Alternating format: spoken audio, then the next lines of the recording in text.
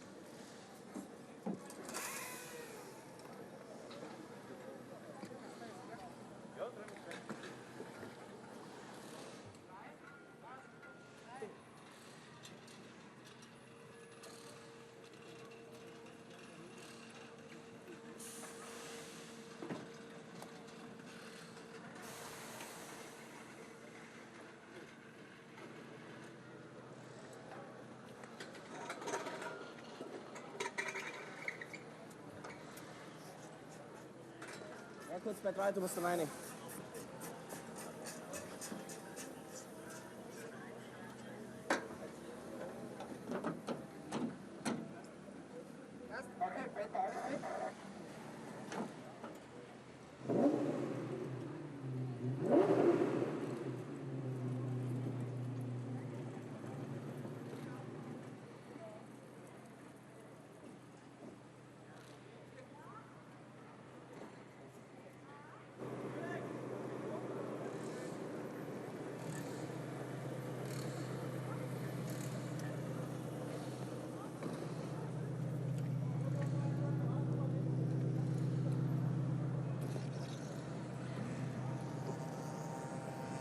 Race 2 of the weekend for the Competition 102 GT4 European Series is at a wet Spa.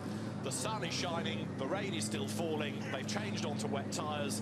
Confusion reigns and we all got wet because this is really going to throw a curve ball at the teams. It's a 50-minute race plus 1 lap.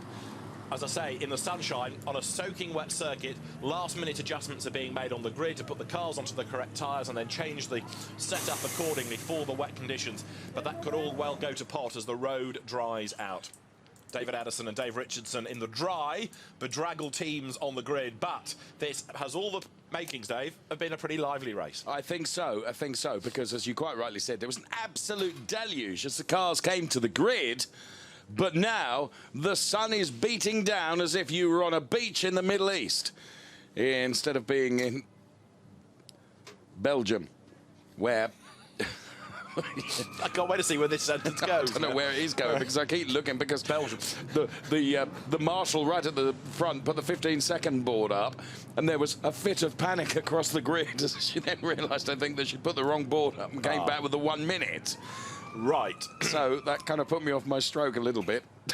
Start is going to be behind the safety car. Indeed. In other words, the race will begin as soon as the cars leave the grid, and the race director will give them an extra safety car lap or 2 just so they can get used to the conditions.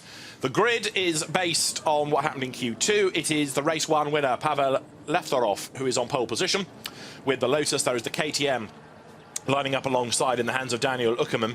The second row of the grid, Marcel Nuren is going to start in his Camaro alongside Peter Ebner with the KTM that missed the pit window in the first race. There was a communication problem from the team to the drivers and they got a penalty as a result. The third row has Sandor Van Ness lining up alongside Jörg Wiebahn, and Sandor Van Ness's car had damper issues yesterday which still plagued the car a bit early on, and it was up to Duncan Houseman early on to try and drive around that problem.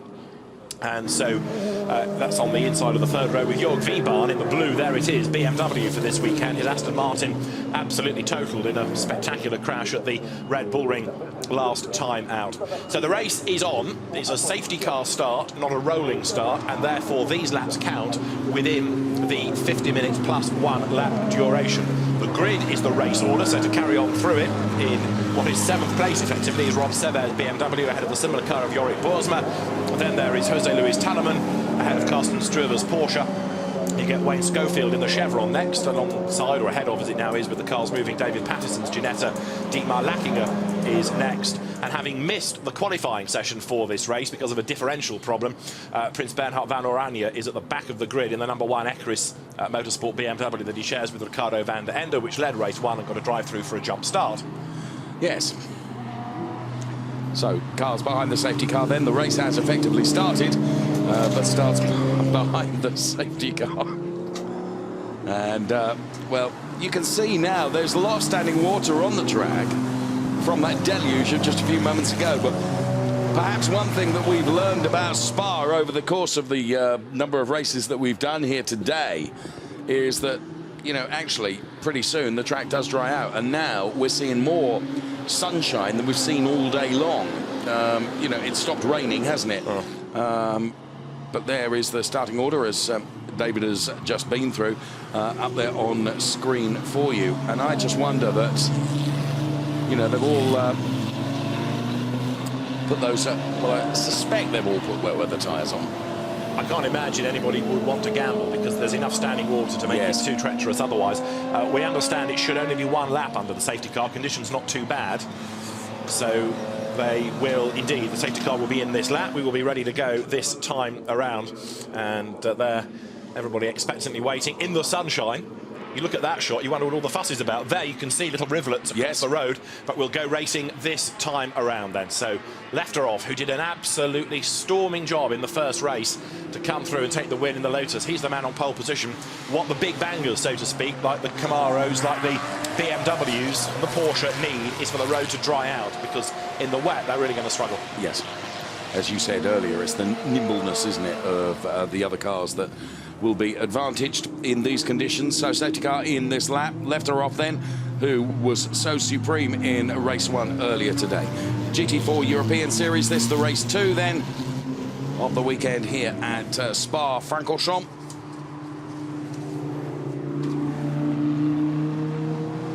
Showers make their way then. Safety car.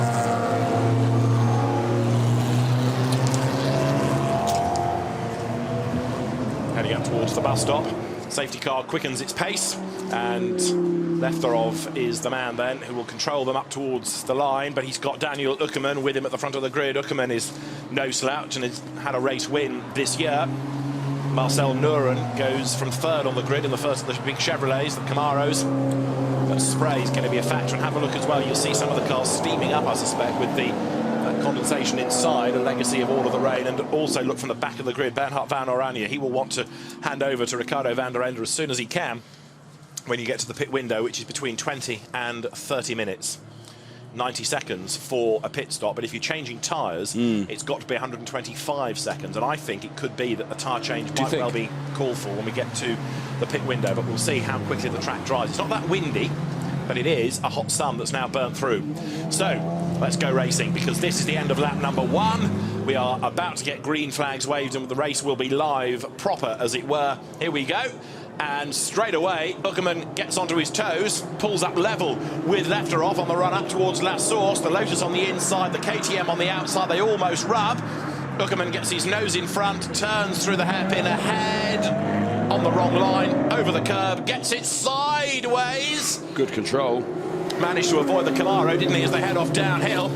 And that was a little bit of a scary moment. What it does mean is that Lefterov leads the way, and you've got the Camaros now second and third as Uckerman drops to 4th place, climbing uphill for the first time. There's still a lot of water out there. So Uckerman then losing out on 2 places there as both the Camaros come through. The race being led by Lefterov, and now you can see, just as David has said, how much water is out there, how much spray is being chucked up, and that means that visibility absolutely totally compromised. And this, one of the fastest sections of the circuit, not as fast as it should be, of course, because of the water conditions and the wet conditions. As Lefterov goes through, and the rest of the pack almost tiptoe through as well.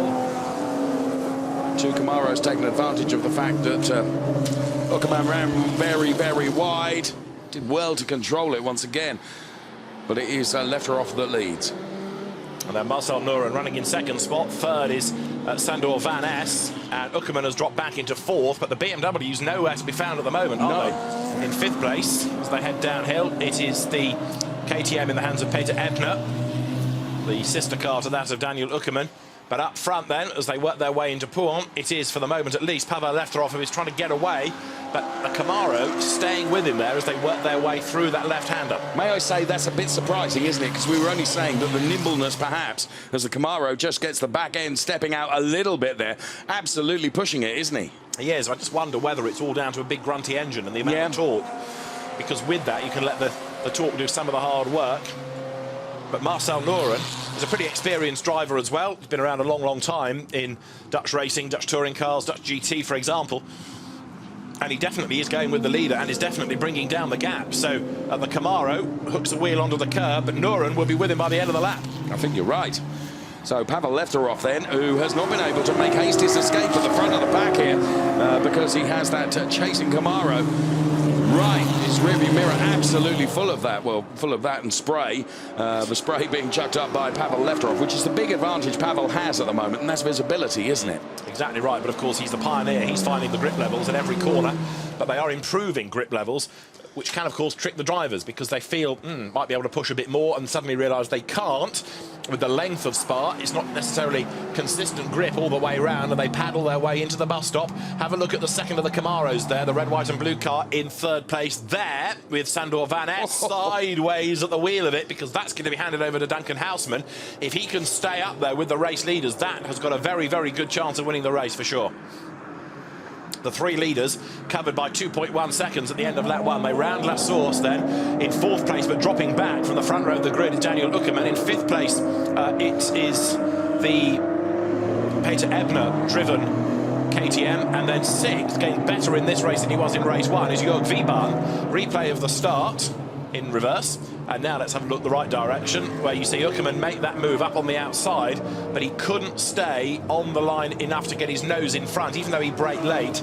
Trouble was, that was the wrong line for the corner. Road glistening in the sunshine with the water on it, but just look at the spray, even there being kicked up. Yes, and they were skating through there as well, weren't they? Indeed. That's where he, look, man, I believe he controlled that really well, because that could have been nasty. And that was when it looked like Lefteroff was going to make haste his escape, but now he has gapped just a little bit back, hasn't he? To Nuren. Yes, that's right. Running in P2. Yeah, it was 8/10 at the start of the lap. Here they come then now down towards Bruxelles, but there are certain parts of the circuit where perhaps you'll find the Lotus has the advantage, and then other sections where the Chevrolets will have the advantage. I'm a bit confused as to why Sandor Van Ness has dropped away now, because that gap has really widened second to third. But again, it could just be about drivers being cautious on these early laps while it is so treacherous. Jörg Wiebahn then in the blue BMW here for points. That's the car he's chasing. The Sascha Halek and Peter Ebner KTM. Is Ebner at the wheel for the first stint of this race, and then behind Wiebahn is Rob Sever looking the white-fronted BMW. Then Carsten Struve and Bernhard van Oranje is getting on with the job in the number 1 BMW. So the KTMs turn right through Port. Buckerman at the moment 4th. 5th is Ebner. And the cars now work their way once more down towards the pit path, through the right, through the left. If you're wondering why there's that flashing number on the side of Buckerman's car, they run the Lumirank style display, so trackside fans know the position of the car. And so 4 is the race position, and it's all connected to the timing system, and it's a good idea to have. It happens also here for the 24 hours on the windscreen of the cars. 6th is where you find Jörg Wiebahn there in the blue BM. And he's really closing in. He is, and he's going well in these conditions. He looked a bit subdued in race 1, but Jörg Wiebahn now, another very experienced driver, been around forever and a day in German GT-type races, turns his way up towards the Cours Paul Frère, on towards Blanchimont now. Eyes up a move against Peter Ebner, but I don't think he's going to be able to find a way through there. Wiebahn, of course, in that BMW, his, as you described, his normal car, utterly destroyed in that crash at the conclusion of race 2 at the Red Bull Ring. So Wiebahn there is in the all-blue BMW, running in P6. The lead gap has gone up, and in fact the lead gap over the third goes up as well, because Sandor Van Ness there is falling back a little bit, but these have still got a big monster gap over the 4th place car of Buckerman. 5th remains Ebner, 6th is Wiebahn. Now where is Van Oranje in this? He was 12th at the end of the previous lap.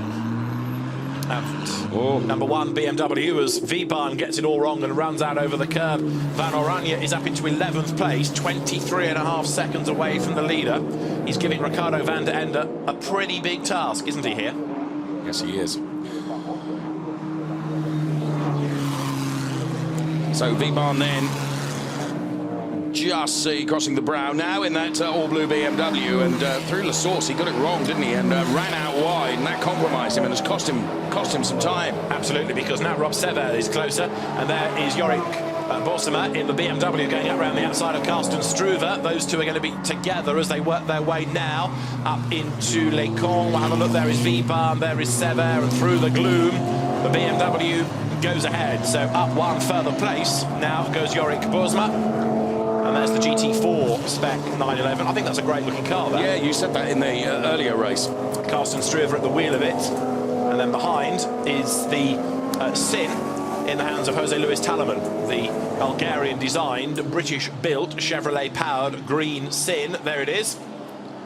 And that, in turn, is fending off the number 1 BMW in the hands of Bernhard van Oranje for the moment.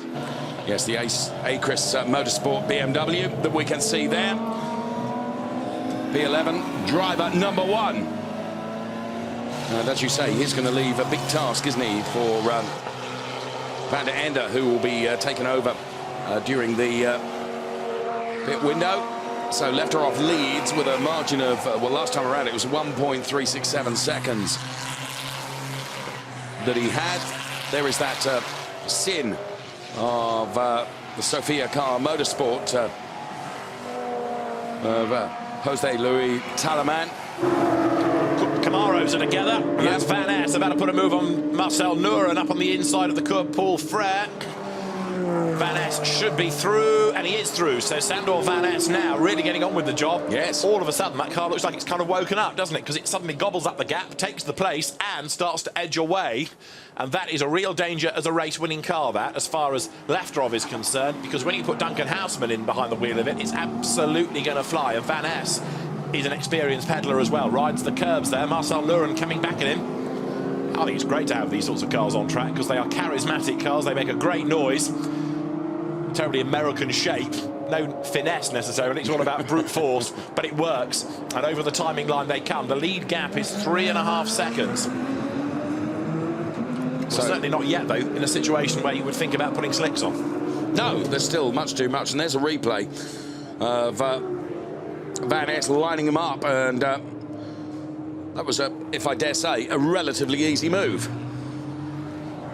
So Van Ness then with 3.5 seconds to make up on this man Lefteroff, who is leading the race. And there you can see that the chase is on. And now Van Ness is away from Nuren. He really is moving at a rapid rate of knots. And what you say is very true, that almost it seems like the car has woken up. The car and the driver has woken up and really going for it now. Wiebahn up one spot as well, look, because he's got himself ahead of Peter Ebner.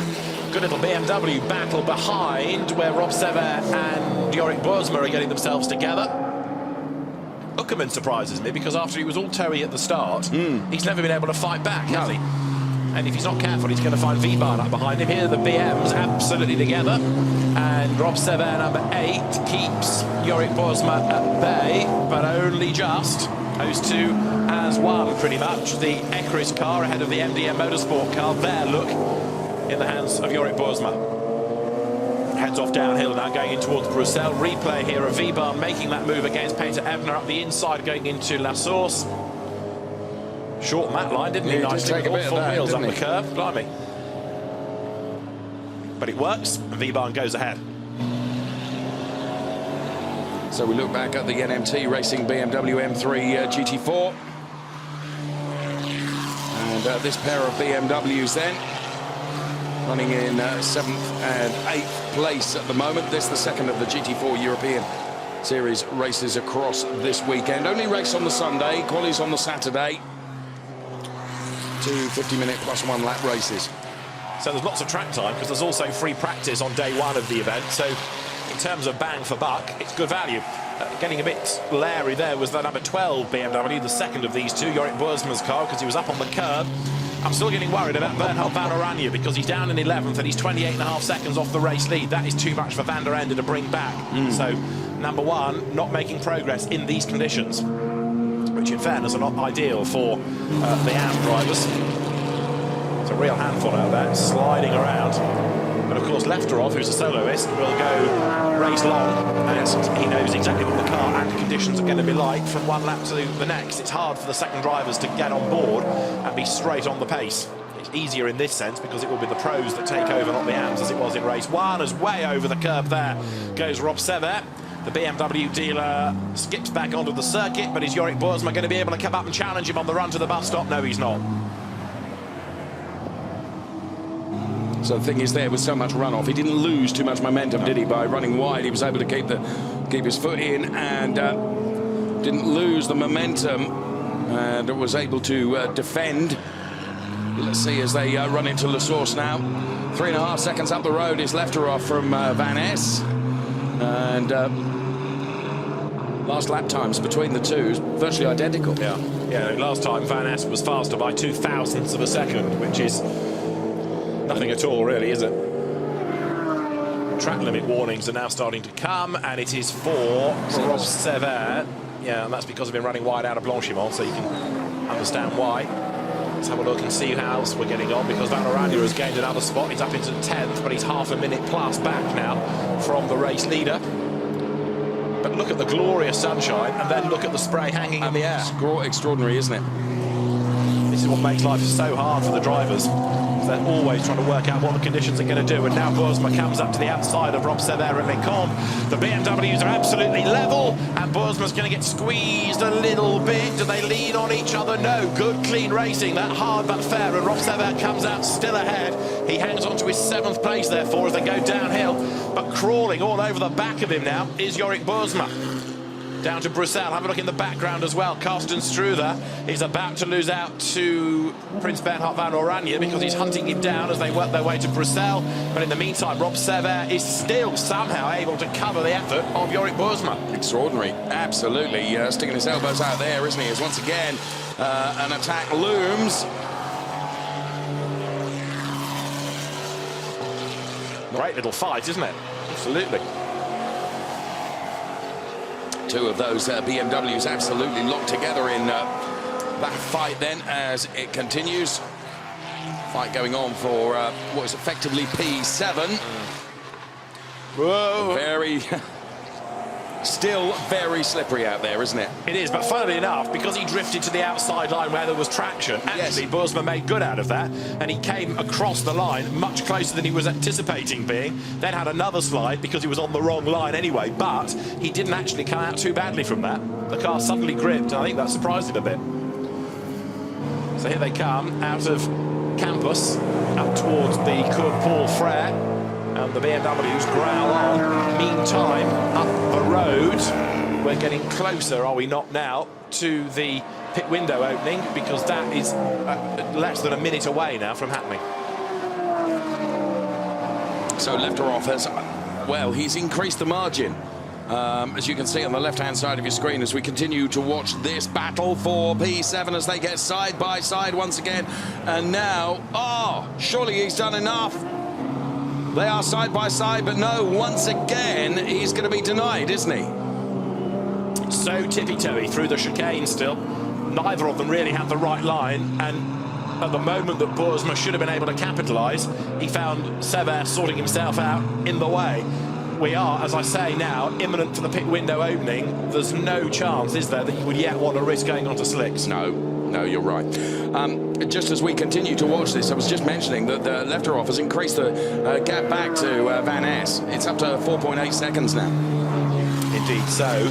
And Marcel Nuren is falling away in third place as well. But what we really want to see is Houseman versus Lefteroff, because if that gap is hovering about the 5-second mark when they get to the pits, it's doable. Especially if the road continues to dry, and therefore the Camaro starts to have an advantage on the power. Through the gloom, one set of headlights belongs to Rob Severs, the other to Yorick Boersma, who's going to have another go around the outside here where there is that extra grip level, and he's done it this time. Yes. And that was a good decisive move. Well, there's been quite a few attempts, hasn't there? But that time, absolutely nailed it. Great noise from these cars. Yes. The GT4 spec BMW M3s that some people think that's a touring car, not a GT car, but they fall into GT4. Have a look behind. Van Oranje has still not made the move against Carsten Struve, but he does it now, coming into Bruxelles. And so number one, BMW goes through, picks up the place ahead of the 911. Pit window is open, so you can expect a real dash in this time to get the cars into the hands of the pro, quicker drivers.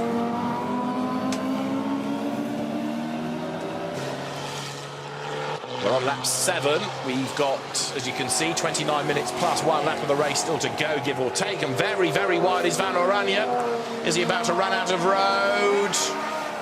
Has he gone? Where's he gone? Where's he gone? There he is. He's still on the road, but he ran very, very deep, didn't he? That's also bringing the Sin into the mix. Yes. Isn't it? Talaman then in the all-green Sin. Pit window is open. And as you say, those pro drivers going to be champing at the bit to get in, aren't they? But these two having delayed themselves, as I say, being caught by the Sin R1 there. There is something about your Sins catching up with you in due course, isn't there? And it's happening now for the pair of them, because the green Sin is right there on the tail. They work their way out of campus. And now that Carsten Struve has got to try and defend from Jose Luis Telemann, the Argentine driver in the green Sin. So finally, Van Oranje is being able to get away up the road, but he surely will be in this time to give way to Van der Ende. Now, pit window is open. Van Ness has stayed out for another lap, which surprises me. Marcel Nuren has stayed out for another lap, which also is a surprise, because what this means is that in real terms, the lead gap is extending and they're giving more work for the quicker co-drivers in the second stint. Going to be harder for them, isn't it? No, exactly. So what does Van Oranje do? Let's have a look. He's in, he's done the right thing. And also coming in is, by the look of it, Sever to give way to Knap. And also in is Ebner there to give way to Halleck. So I think this lot are giving themselves an advantage over the Camaros. Down they come, obeying the speed limit in the pit lane, and now it becomes very busy indeed. Right, so there is the 8 BMW that stops. That is for Rob Sever to get out and give way to co-driver Simon Knapp, who is a former Formula Ford racer, GT racer, both in the ADAC Championship and in Grand Pan Endurance in Ferraris, for example. So he's installed behind the wheel of the car. Elsewhere in the pit lane, the Sin is in. Struver's Porsche, I think I told you, would come in. Van Oranje is in there. He is giving way to Ricardo van der Ende. And the Equus team, BMW specialists. Immaculate car, that, isn't it? Operate this. It's ready to go. And staying on the wet tyres. So it's a 90-second pit stop. And if you are short, you'll get a stop go. So van der Ende is ready. Slots it into gear. Make sure it was in first by going back to second and back into first. There, 56 is in, which is David Pattison, ready to give way to Luke Davenport, standing by. David Pattison, who'd only ever raced a Ginetta G20 before this weekend, gives way, and out of the pit lane now goes Ricardo van der Ende. Along with Simon Knapp, the BMWs blast away. And is that going to be damper, or yes, damper adjustments for the conditions, which are now drying on the Ginetta G55. Luke Davenport taking over.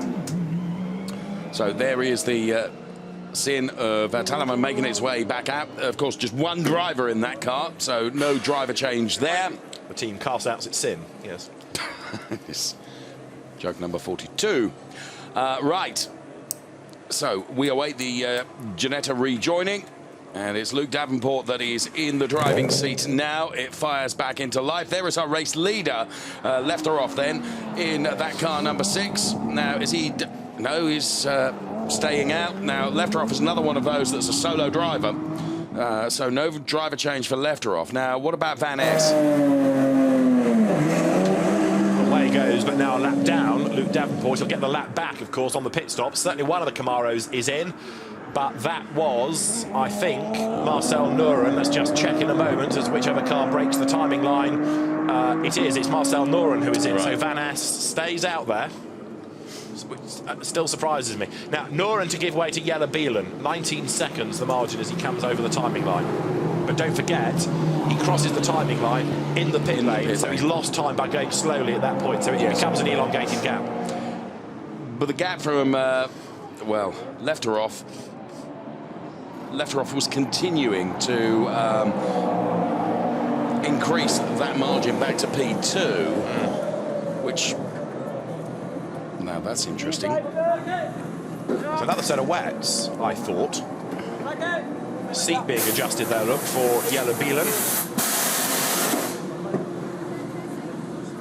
Down the pit road comes 28, which is another of the soloists in the race, Dietmar Lackinger, in the Allied Racing BMW. His co-driver Jan Kasperlik taken ill last night, so he elected Found him sick this morning, didn't he? Yes. Note from my mum, can't drive. Jan is poorly. We wish him well. So Marcel Nuren and Jelle Bielen stop almost complete. Up goes the netting. Door is shut. And that car is ready to rumble away, isn't it? On wet tyres, on the original set of wets. Now, the track is drying. Lefteroff has done another fastest lap of the race as he leads the way. He's on lap 9. He's 6.666 seconds ahead, which is a devil of a gap over the opposition. And Sandor Van Ness doing his best to stay in touch. There is the leading Lotus then, having had its first victory earlier on in the day. And Pavel Lefteroff, of course, then with his confidence up, going even more strongly in race 2. Yes, and of course, you know, he has just grown with these conditions, hasn't he? And he's continued to increase that margin. He's happy with the track. He's happy with the car. He's going to have to break the stride, though, because he's got to come in. So Pavel Lefteroff then, victorious earlier in the day. And the Van Ness car staying out there.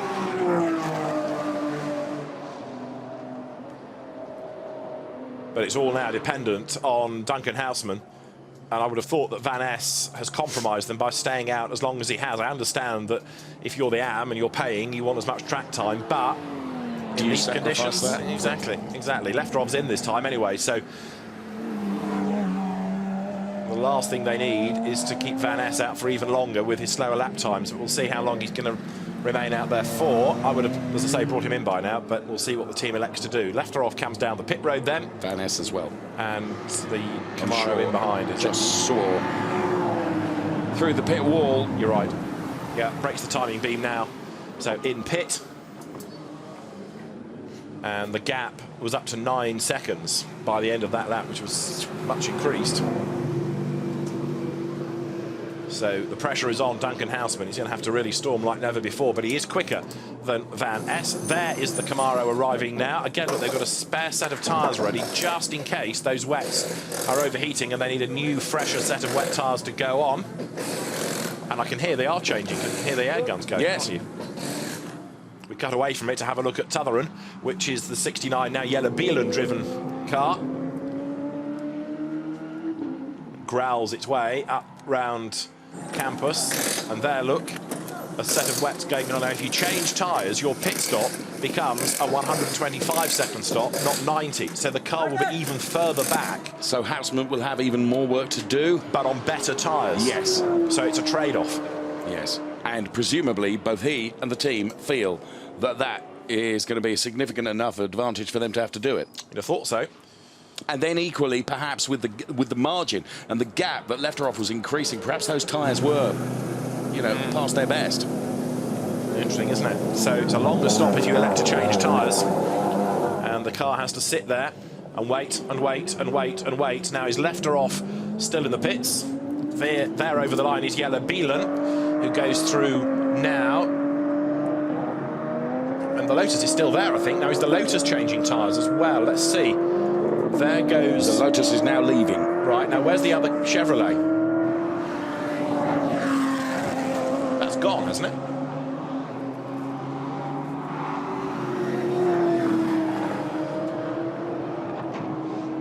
Houseman is in the lead of the race. There in second place is Yellow Beelan. There's the Lotus. So no, the Lotus did stay. Yep, it did go out. Right, so reset. Lotus leads. But in second place is now Duncan Houseman. If you're changing tyres, it's 125 seconds for a stop. That can't be 125 seconds to come out in second place, can it? The gap between them does not allow for the extra time, surely. No, unless Lefteroff had a problem.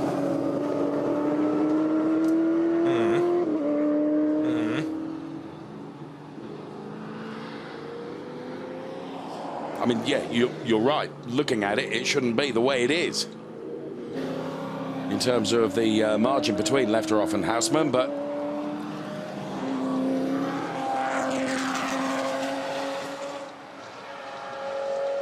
so they're the two big, noisy, brutal-looking Chevrolets.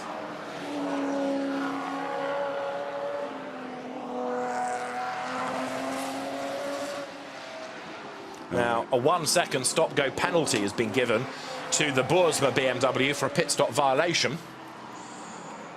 So that was 1 second too short, in other words. And that's a high price to pay, isn't it? It is. It is, because that 1 second may not sound a lot, but you lose all the time by driving in and driving out of the pit lane. Yeah, so it all adds up. And we had this discussion earlier, didn't we, with regards to whose fault that is, and that's completely and totally the team's fault in terms of releasing the car too early. Exactly so. Now there is in replay Jörg Wiebahn, who has got some damage at the back of the car, so he's been off somewhere and ripped the rear valance. And so Wiebahn battles on his way, but with the trim trailing off the back of the BM there.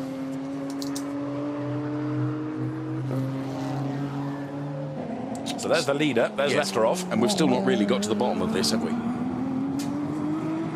I am on the case, but answers are not yet coming. Over the timing line he comes, and certainly Duncan Houseman is closer. And as they come over the line, makes his way down to La Source. The gap is 6.9 seconds, and he's instantly lapping quicker than Lefteroff. So, on face value, it's a battle between these two cars.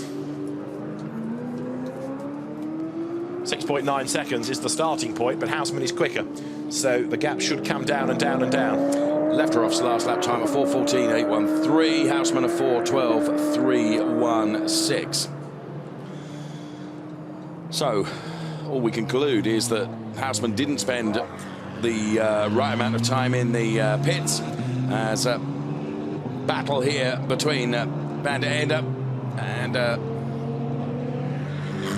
getting past the number 12 car of Bousma.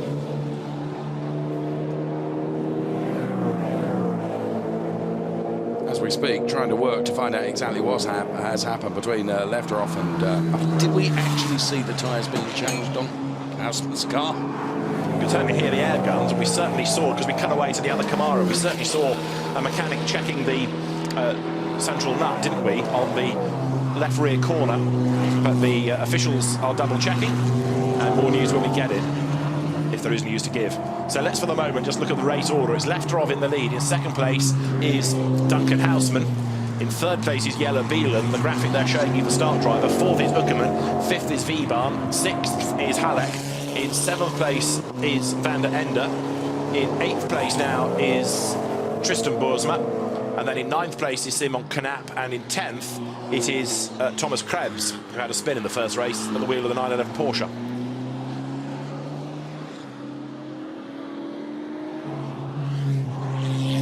So, drivers having been out in torrential conditions earlier on, it's now our vision that's being compromised a bit by the sun being so bright now, and of course the track drying out. We've still got 15.5 minutes plus 1 lap to go. And sorry, David. Clarify the situation.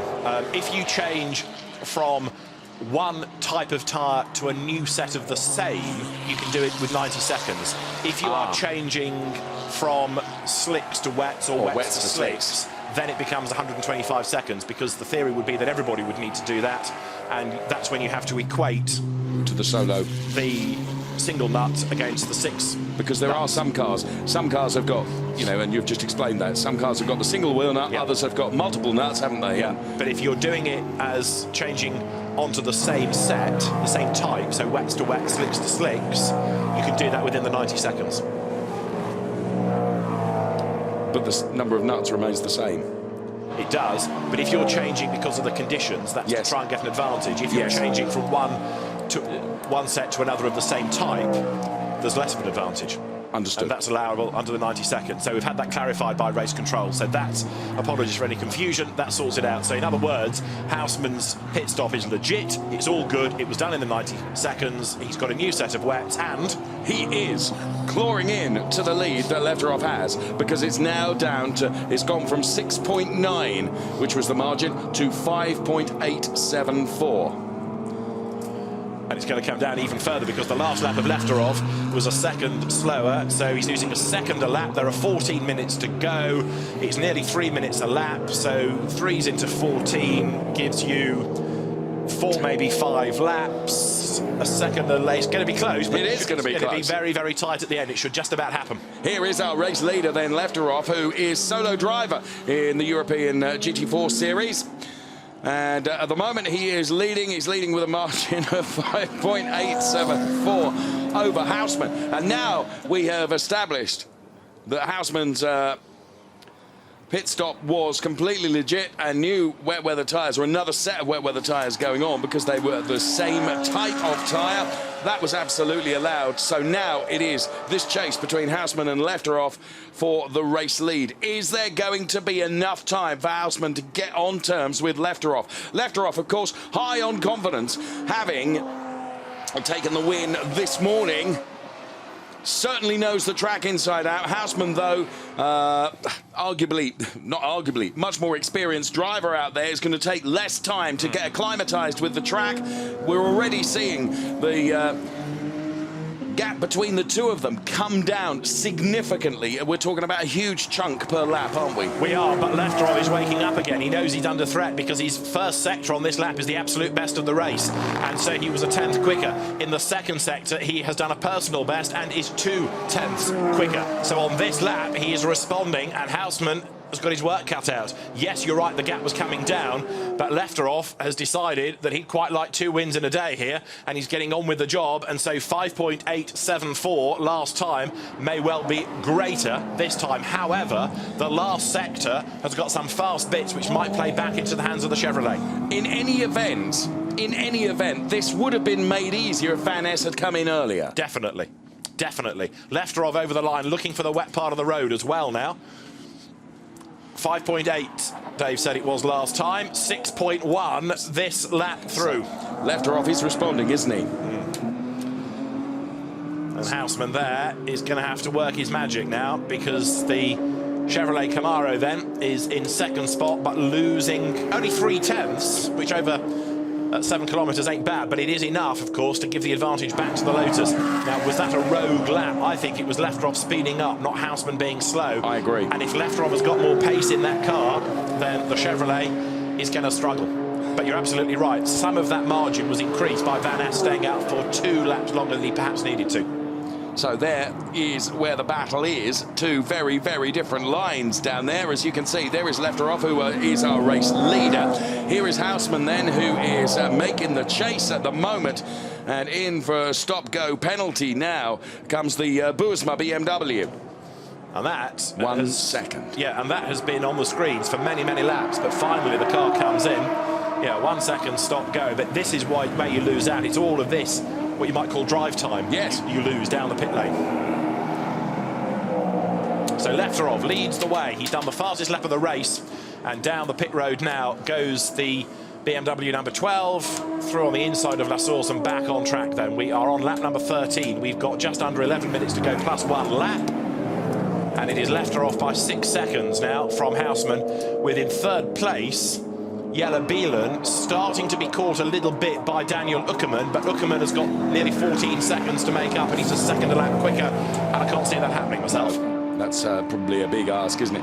What Lefterov has got to do, and we did see it in race 1, is be faultless, hasn't he, for the remaining laps in this race. Houseman, and there is Lefterov, and we're seeing a replay here. Now, is this faultless, or is this the fault? Yes. Let's have a look. Super slow-mo. That looks, to that point, like it's running on rails, doesn't it? Does rather. That's just a great slow-mo of a man high on confidence after taking a victory this morning, driving that car as well as he possibly can.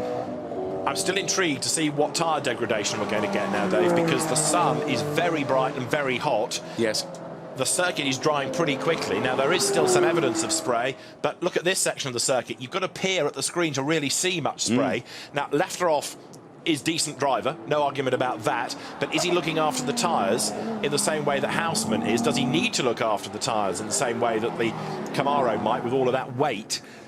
Coming up over the timing line, let's just start to see if Lefterov is working that car closer to the wetter part of the road. He comes through. 6.1 seconds was the margin last time. This time around, the gap between them is down, look, to 5.5, and that's less than it's been over the last 4 laps. We're into the last 10 minutes, but the advantage now looks like it swings Houseman's way.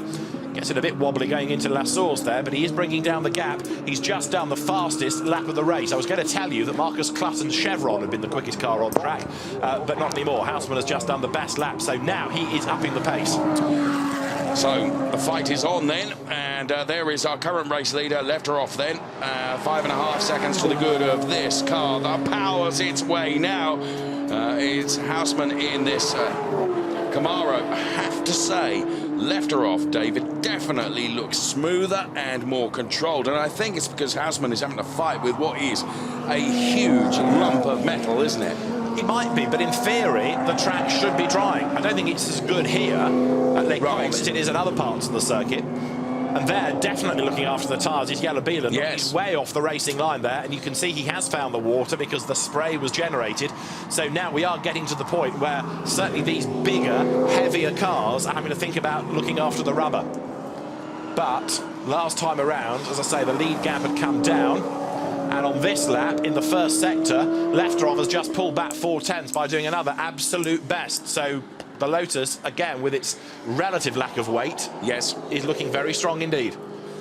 Well, Lefterov has another just under, well, 8 minutes plus 1 lap to continue to look good. as Houseman continues to try and get on terms. But that best time of anyone through Sector 1, 47.438, compared to Houseman, 47.860. That's over 4/10, isn't it, in one sector? That's that Houseman, presumably, he can push harder, can't he? Because he's got a fresher set of wets on.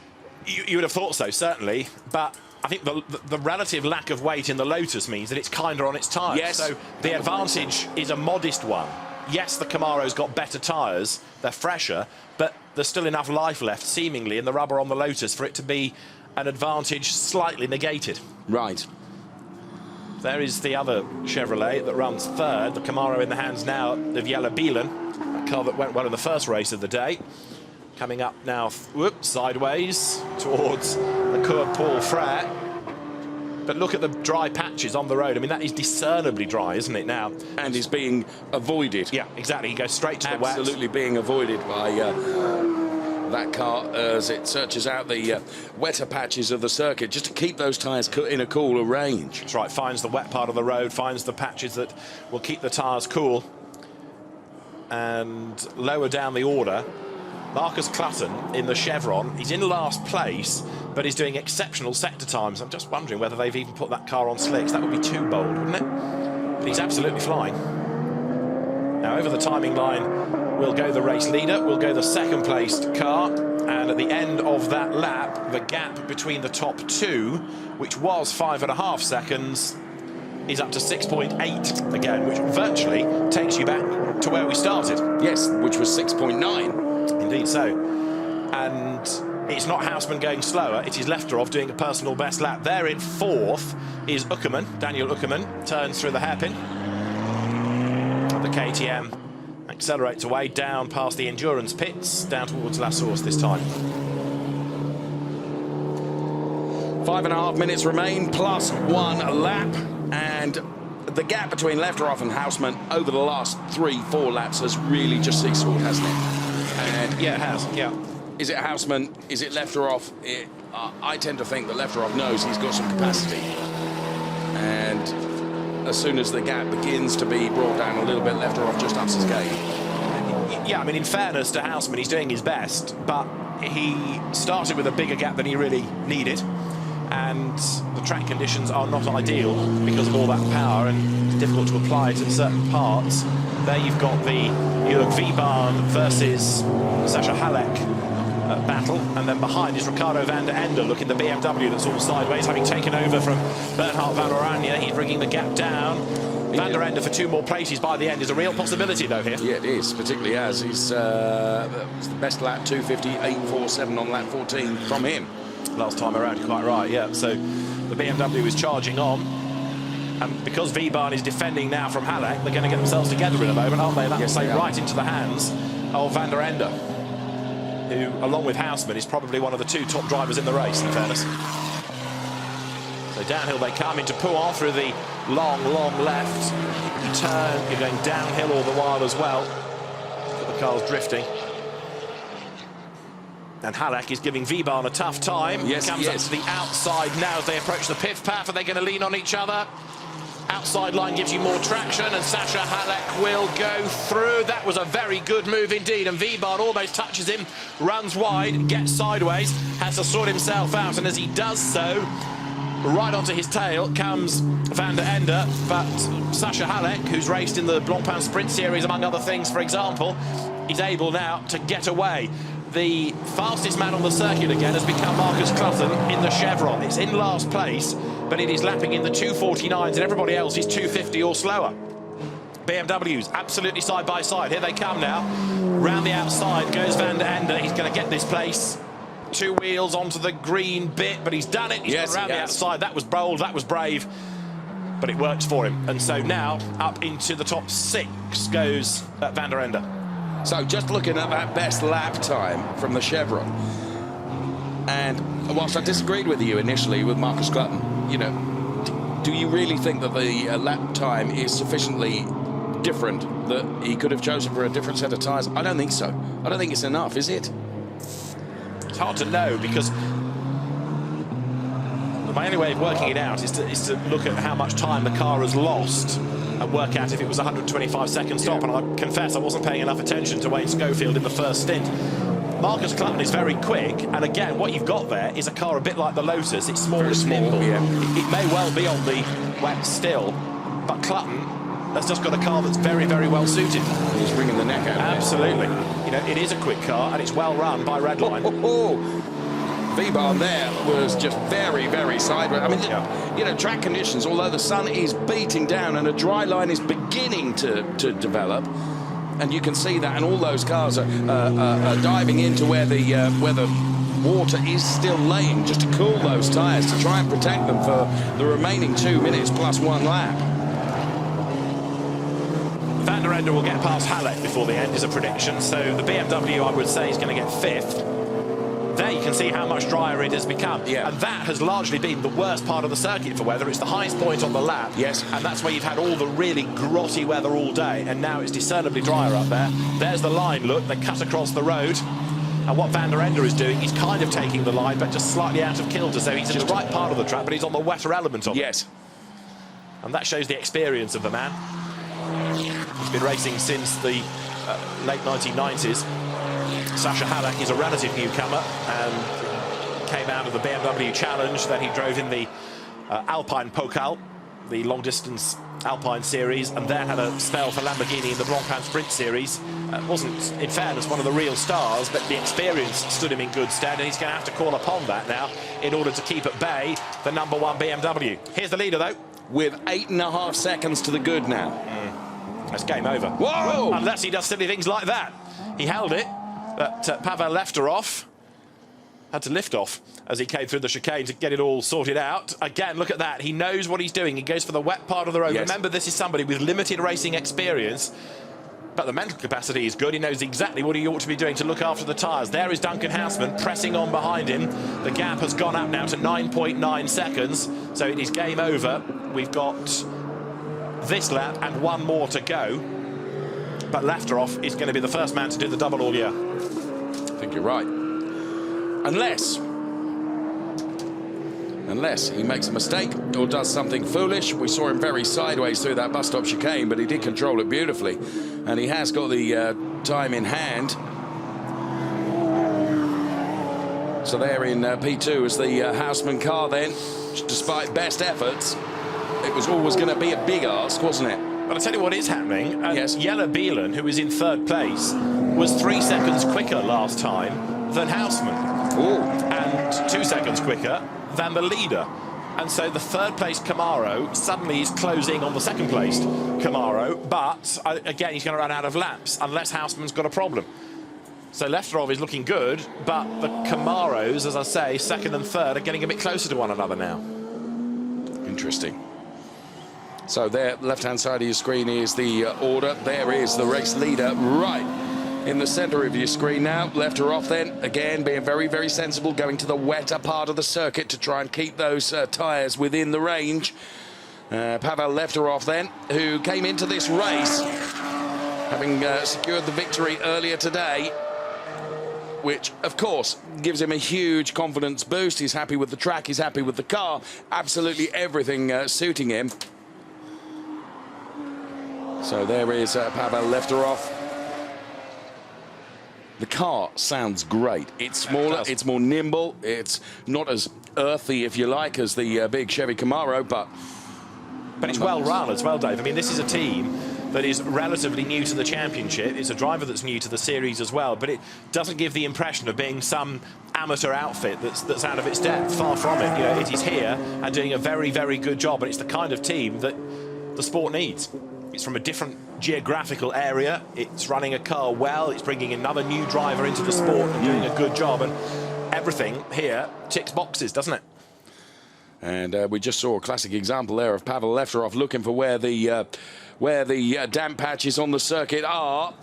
And you can see that by the fact he's kicking up some spray there as he goes through the bus stop. Doesn't get it quite as sideways as he did on the previous revolution. He has 1 more lap to do as he crosses the line now.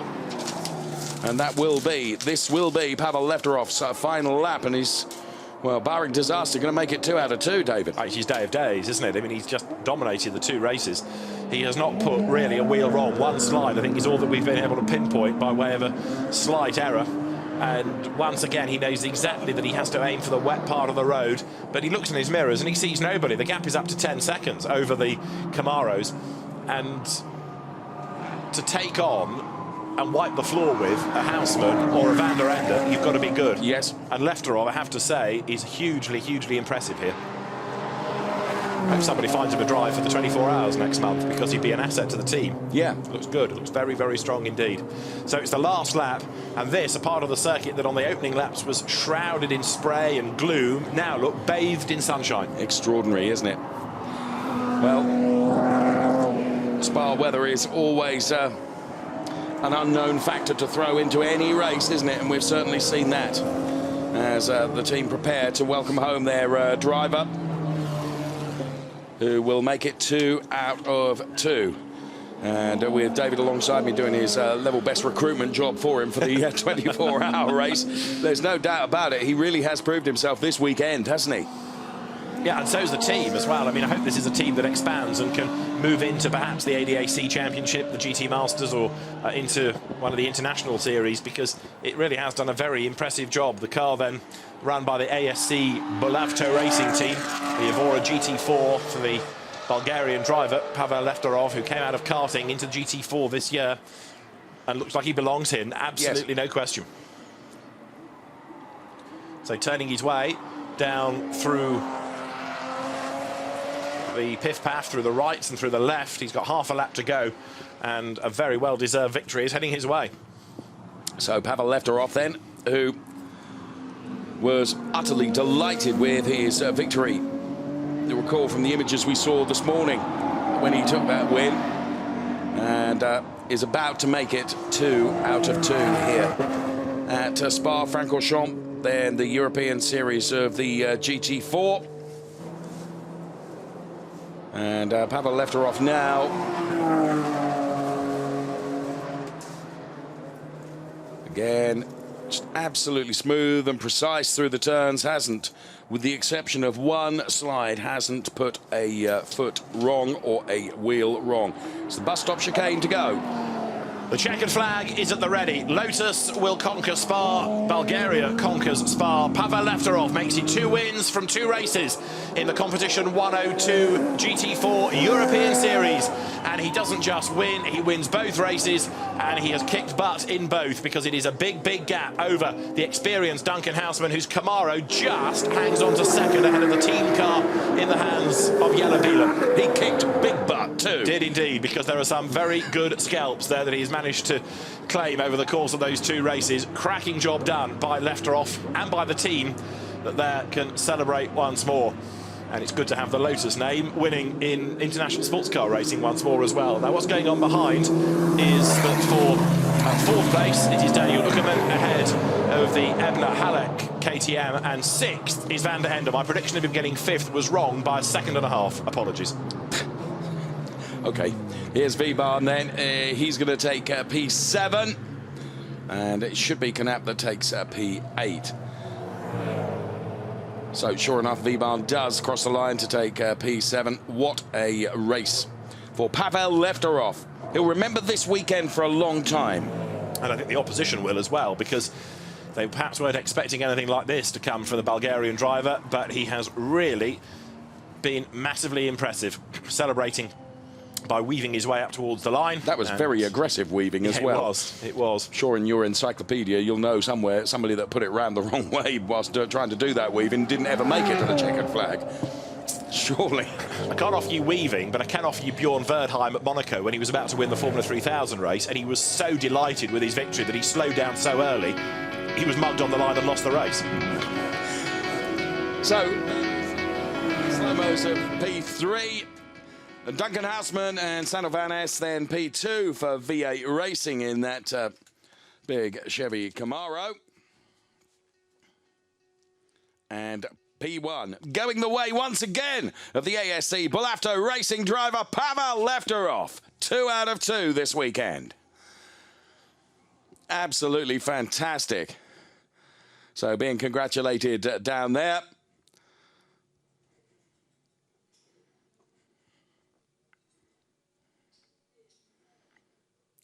Yellow Beeline then. And Houseman, but there are race winner. Pavel left or off. Delighted. And rightly so.